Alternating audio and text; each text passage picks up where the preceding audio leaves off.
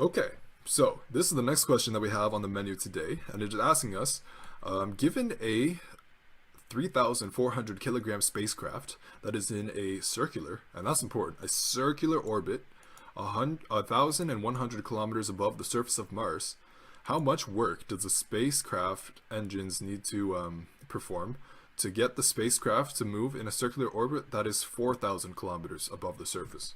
Okay, so maybe it'd be helpful to kind of have a diagram to visualize this. So imagine here we have Mars. Maybe we'll be there one day, hopefully. I don't know if I'll go though. And we have a heavy spacecraft. Let's call this our spaceship.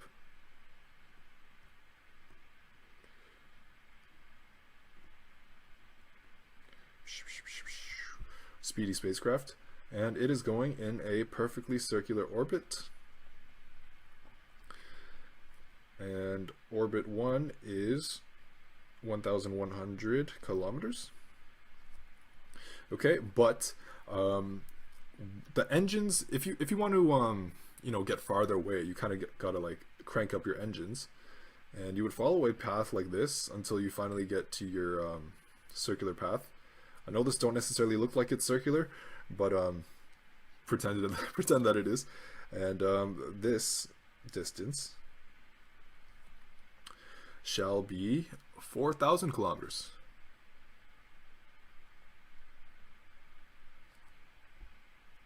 Okay, so we have to figure out how much work is required.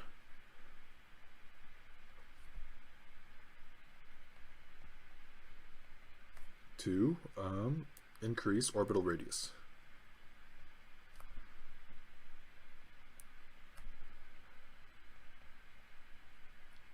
And hopefully it's moderately clear that we're definitely going to need to put work into this. Otherwise, like, you'd be falling into towards Mars if you were not putting work into this. You have to increase the total energy in the system by doing work to accommodate this change in orbital radius. Okay, so let's write out our givens for this question. So we are given the mass of the spacecraft. So let's call that M, R, maybe R for rocket. 3,400 kilograms. We are also given the initial orbital radius. So let's call that big R, R1, and R2 will be our second. R1 was 1,100 kilometers. Another way that we could write that is 1,100 times 10 to the 3 meters. And it's always good to convert your stuff convert all your numbers into base SI. It will make it so that you don't need to deal with these prefixes inside your calculations, because those can be quite painful to deal with. Okay, so the next question, the second radius is going to be 4,000 kilometers, and that's above the surface. Okay, so that's very important. So that is 4 times 4,000. Oops.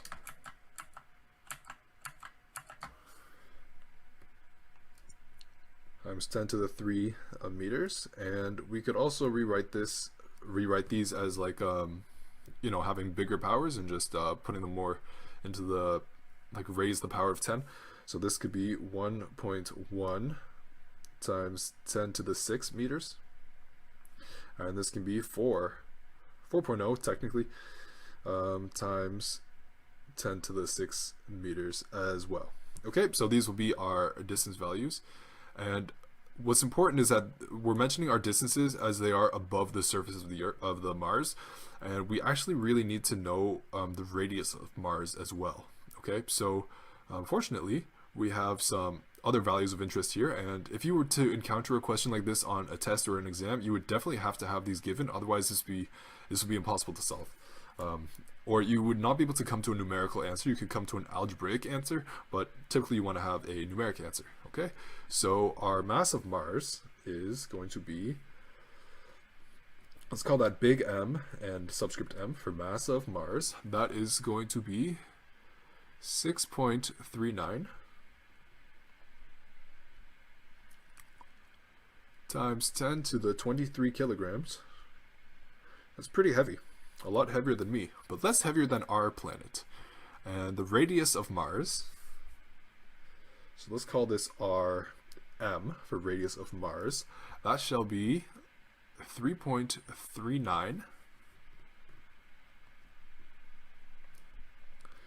times 10 to the 6 meters.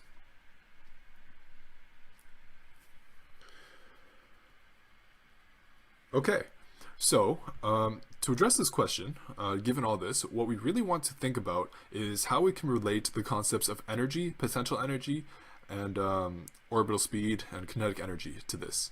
Okay, so we know that our conservation of energy equation, we can set it up like this.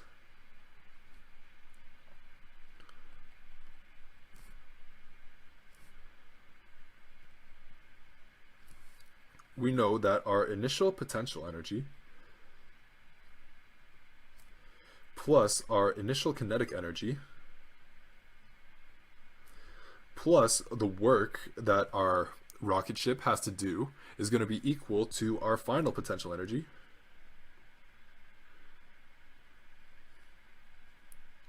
F for final, plus our final kinetic energy.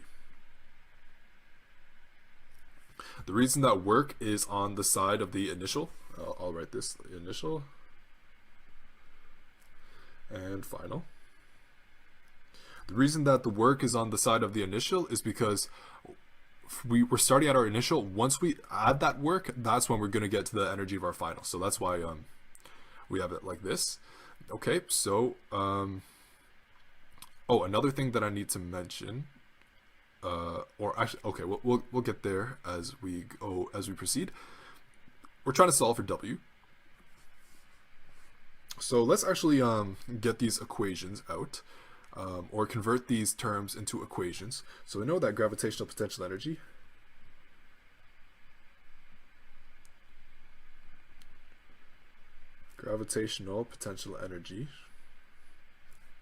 this is negative, keep in mind the negative part, that's quite important. Yeah, so it is negative g, which is a constant, times the two masses multiplied together, divided by r. And r in this case, do not just say it's the radius. It is not just the radius, it is the radius plus the additional altitude that you have. So this is distance between centers of mass.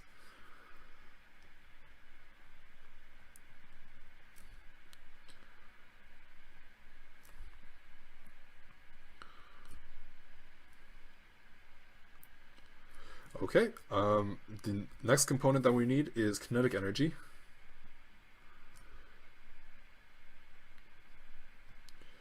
Which is 1/2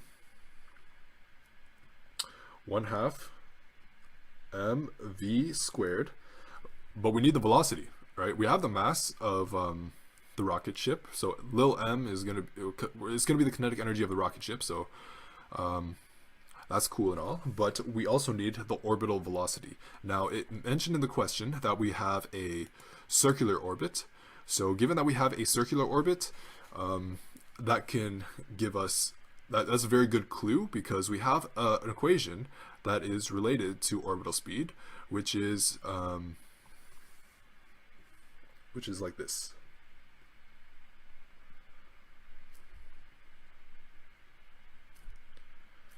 So our velocity is equal to the square root of our gmm over r. Wait, not mm, it's just gm, right? And the r is the same situation as above. Do not get it confused with the altitude in terms of how far you are off the surface. You have to keep in mind that the radius of the planet itself has to be considered, because it's the distance between the centers of mass. Okay, so given the orbital speed as this equation, we could actually rewrite the kinetic energy equation. 1/2 m multiplied by the square root of gm over r squared, and we could also rewrite this as 1/2 GMM over R. Okay, cool. So, given this, we can substitute out all of these symbols in our conservation of energy equation, and we can start subbing in our equations, and then we can do some algebra and solve for the work eventually. Okay, so we're going to have negative GMM over, now on the downstairs here, we have to keep in mind that this is the radius of Mars plus the initial altitude. Okay, so this is going to be RM plus R, I think we called it R1 up there. Yep. Plus R1. Okay, and then we have our initial kinetic energy. So that is 1/2 M times G, mass of Mars, over the initial distance, so the initial altitude, so that's RM, plus R1,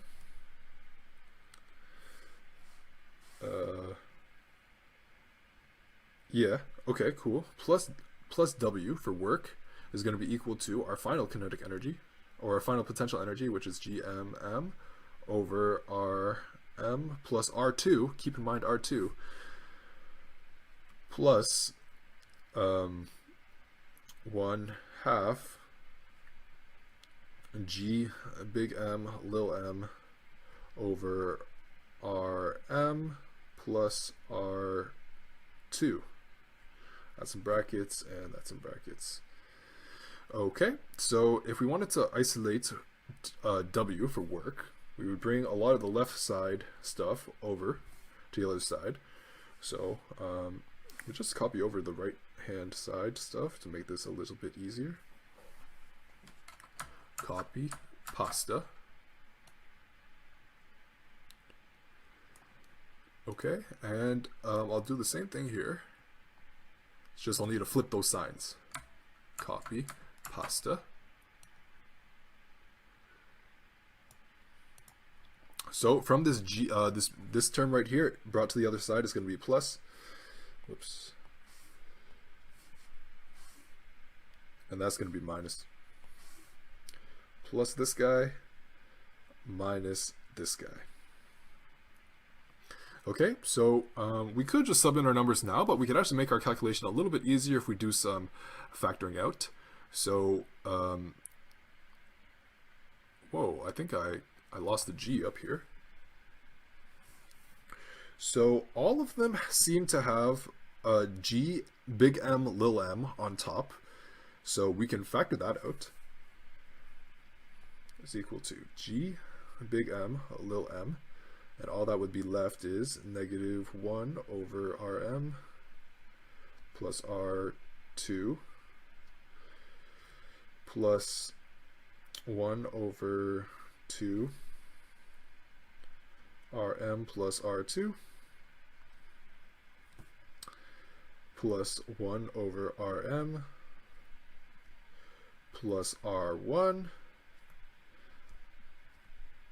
minus 1 over 2 Rm plus R1.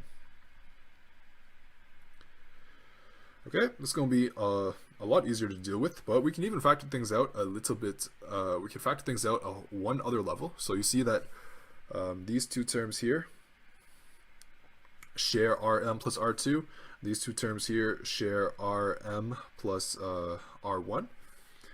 So we can refactor this into GMM over 1 over Rm plus R2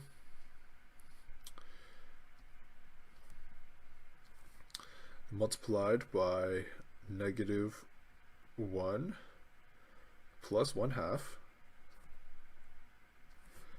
Okay, plus factoring out the 1 over Rm plus R1, And this will be 1 minus 1/2. Yeah, nice. Okay, so now we can sub in all the numbers that we need. So, bear with me. This will be a big calculation, but as long as we can type things into our calculator, there's nothing to worry about. So we have big G, which is a constant. Don't have it off the top, so I'm going to get it from here.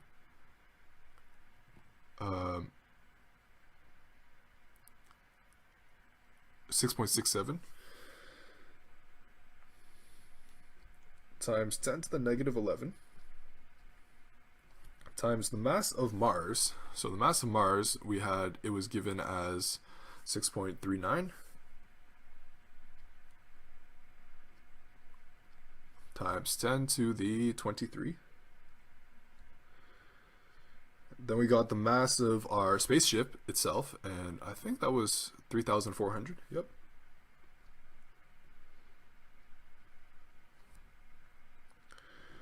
Okay, and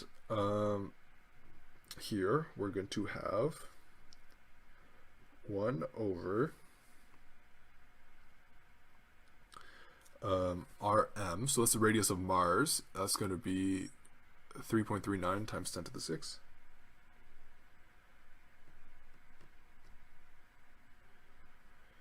Plus our final altitude, which is 4 times 10 to the 6, 4 megameters.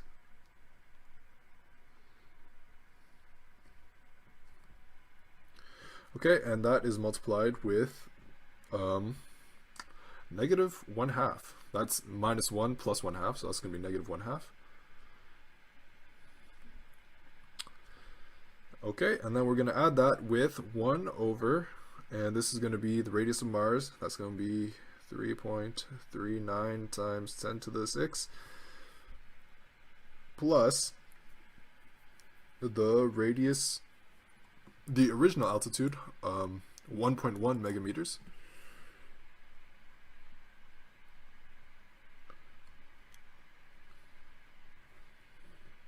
And this will be times positive 1/2. Okay, big equation, nothing to be worried about. So I'm going to do this in steps because these calculations are pretty fragile. So one wrong button press will crash the boat. So you definitely don't want to do that. It's better to be safe than sorry. Okay, times 10 to the power of negative 11 times 6.39 times 10 to the power of 23 times 3,400. Okay, so I got 1.449 times 10 to the 17 out here. Okay, now in there, I got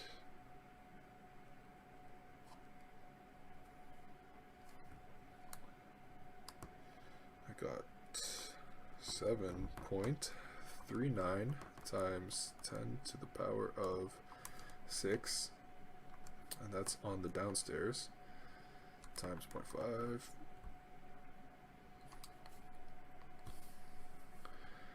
times negative 6.766 times 10 to the negative 8 plus, okay, now we have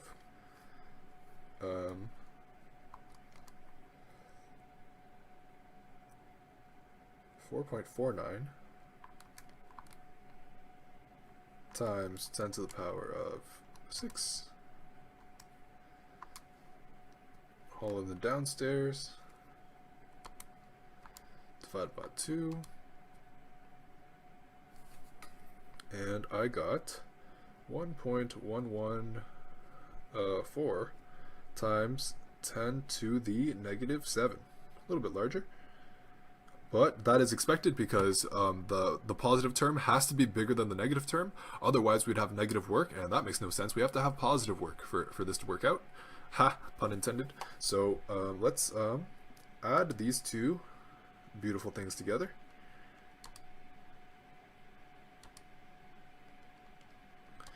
And multiply it with our thing out front, the 1.449. And my final calculation for this was the work is equal to 6,332,611. It's like I'm giving out a phone number. 304 joules of work. Okay, and another way that we could write this is originally we were given like 2 significant figures, or even 1 significant figures. Another nice way that we could write this is to 1 significant figures. And the 1 significant figure is just because of the 4,000 kilometers. This will be 6 gigajoules. It could be, or you could say like 6 times 10 to the 9 joules, or 6. Wait a minute, that was a 6. 6 gigajoules. I think it might be better to write it as the times 10 to the 9 though, because the G kind of looks like a 6. Okay, hopefully we came to a similar solution here. Exactly, precisely the same answer here. We just need to do the significant figure stuff, but otherwise, everything looks good. So that's a question well done. Very good.